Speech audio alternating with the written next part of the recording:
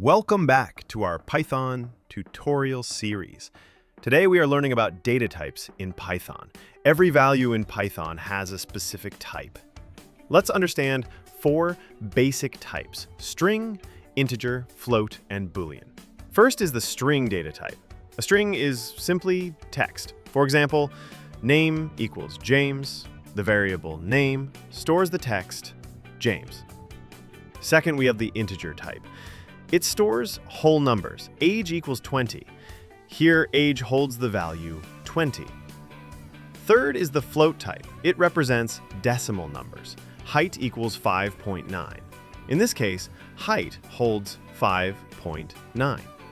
Fourth is the boolean type. It stores only two possible values, true or false. Is_string equals true. So is_student is set to true. We can check the data type of any variable using the type function. Print type name, print type agents, print title height, print type is_student. This will show the type of each variable.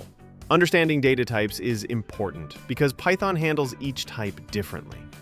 In the next video, we will learn how to take input from users and use it in programs.